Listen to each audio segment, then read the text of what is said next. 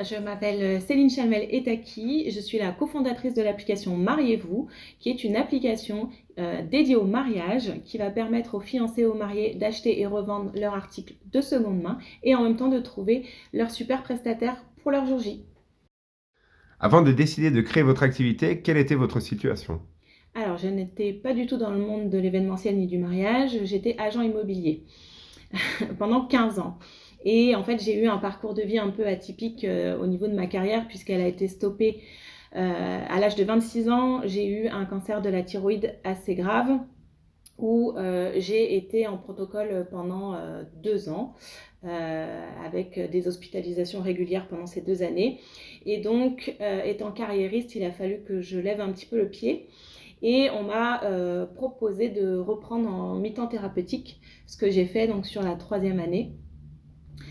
Et ensuite, le mi-temps thérapeutique, c'est 12 mois, donc je n'étais toujours pas capable physiquement de reprendre à temps plein. Donc c'est vrai qu'à l'âge de 26 ans, quand on m'a déclaré mon cancer, je pensais très optimiste que j'allais guérir et qu'après je serais en rémission.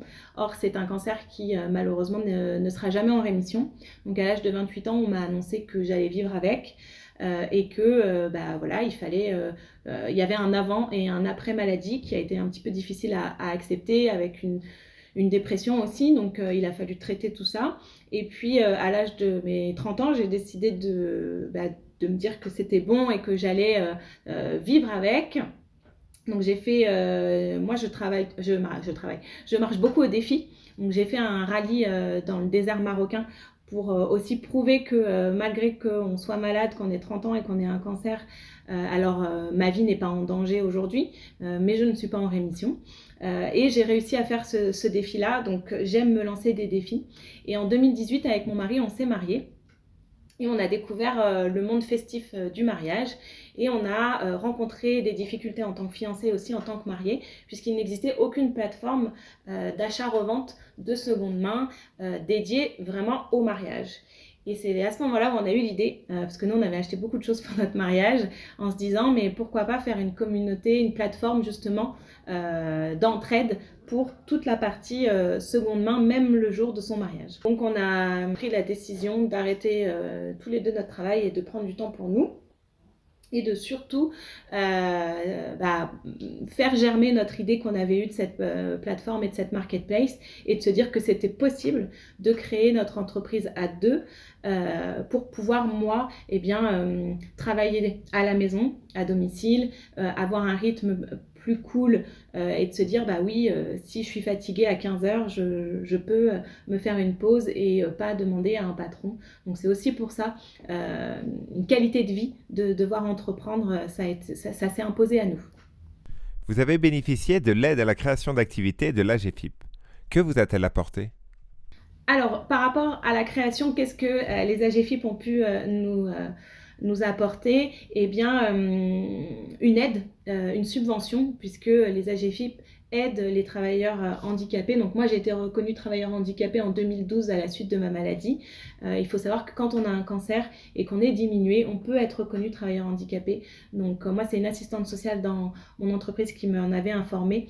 Et à l'époque, j'en voyais pas l'utilité, mais aujourd'hui, en tant que créateur, ça m'a aidé à avoir cette subvention de 5 000 euros, qui est une aide à la création et qui nous a permis de développer une partie de l'application grâce à cette subvention. Et en plus, on a eu une autre aide liée au Covid. Les AGFIP avaient fait une aide supplémentaire et donc on a également eu cette aide exceptionnelle au soutien de l'exploitation de 1 500 euros supplémentaires. Donc pour nous, ça a été vraiment un gros coup de pouce qui nous a aidés dans le développement et dans le lancement de l'application qui est lancée depuis septembre 2020. Quel conseil donneriez-vous à une personne en situation de handicap qui souhaite se lancer? Voilà, il faut y croire, même si on a des doutes. N'importe quel chef d'entreprise a des doutes aujourd'hui avant de créer. Donc les doutes que vous avez aujourd'hui, vous les aurez dans 6 mois. C'est pas parce que vous avez une situation de handicap qu'il faut se limiter. C'est pas, il faut pas se dire c'est pas pour vous. Voilà, même en ayant une maladie comme la mienne, une maladie donc qui impacte sur la fatigue. Et pour autant, avant je travaillais à mi-temps et j'avais pas assez d'énergie pour pouvoir travailler à temps plein. Aujourd'hui, c'est ma société et j'y arrive. Je travaille beaucoup plus qu'avant, mais c'est pas du tout la même fatigue parce que je travaille pour moi. Donc foncez et croyez en vos rêves et réalisez-les. Je m'appelle Monsieur Bazissam, j'ai créé mon activité le 3 octobre 2019 en tant qu'auto-entrepreneur en serrurier, dépanneur, installation, tout type de serrure et la mise en sécurité. Voilà. Avant de décider de créer votre entreprise, quelle était votre situation? Suite à un accident de travail, j'étais inapte et reconnu par la MDPH en tant que RQTH, travailleur handicapé. Et là, j'ai murmuré pendant longtemps ce que j'allais faire de ma vie. J'étais pas dans mon coin en train de pleurer. J'ai dit non, je veux faire ça. C'est des étapes à suivre. Bah, écoute, on se fait licencier suite à un accident. Bah, je suis pas le seul. Et puis, il y en aura d'autres derrière. Il faut continuer. Faut pas abandonner. Et c'est ce qui m'a donné la foi et la force. Et ça a travaillé, puis j'ai décidé, j'ai fait des business plans, j'ai fait des renseignements et je voulais être serrurier. C'est une formation assez intensive qui dure 1 mois, de niveau bac reconnu par l'État. Vous avez bénéficié de l'aide à la création d'activité de l'AGEFIP. Que vous a-t-elle apporté?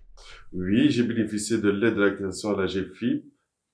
Ben, c'était une aide financière pour nous aider à tout ce qui est les premières dépenses, outillage. Ben, pour moi, en tant que serrurier, c'est l'outillage. Ça coûte assez cher avec le flocage du véhicule, la publicité. C'est quelque chose qui prend énormément de temps et de l'argent. Et c'était un bon coup de pouce. Et je suis toujours suivi avec la GFIP parce que c'est un package qui dure 3 ans. Si on veut, tout est possible dans la vie. Il faut juste savoir ce qu'on veut et y aller à fond. Et maintenant, que faut-il vous souhaiter? Ben, une bonne continuation et beaucoup de travail. Je m'appelle Astrid, j'ai 26 ans, je vis en région parisienne, plus précisément sur Maison-Alfort, et je suis éducatrice comportementaliste canin et félin. J'interviens pour l'éducation de base des chiens, donc des chiots. J'interviens aussi dans les problèmes de comportement des chiens et des chats, comme l'agressivité, les destructions, la malpropreté. Avant de décider de créer votre activité, quelle était votre situation? J'étais au chômage parce qu'à cause de ma maladie, j'arrivais pas à tenir un emploi. Et du coup, j'avais une chienne, mon Michi, et j'avais une éducatrice qui était géniale. Et ça a commencé à m'intéresser d'abord personnellement. Et ensuite, j'ai commencé à me renseigner plus profondément sur le sujet parce qu'il y a beaucoup de choses. Et c'est surtout les amis qui m'ont poussé à être auto-entrepreneur, à me lancer dans le milieu, justement parce que j'avais un bon feeling avec les chiens. De quel soutien déterminant avez-vous bénéficié pour créer votre activité? Pour créer mon activité, en fait, il y a eu 2 choses. Il y a eu BGE Adil qui m'a beaucoup accompagnée dans toutes les démarches parce que moi, j'y connais rien du tout. Et ensuite, il y a eu l'aide de la GFIP parce que du coup, grâce à ça, j'ai pu acheter le matériel dont j'avais besoin pour commencer mon activité sans avoir à me préoccuper de prendre les affaires de mes chiens, risquer de les abîmer, etc. Donc ça a vraiment été déterminant parce que sans cette aide, j'aurais clairement pas pu commencer. Vous avez bénéficié de l'aide à la création d'activité de l'AGEFIP. Que vous a-t-elle apporté? Par exemple, ce manteau avec le petit logo de ma boîte, j'ai pu le faire avec l'argent de la GFIP, j'ai pu acheter des accessoires, tout ce qui va être longe, harnais, etc. pour travailler.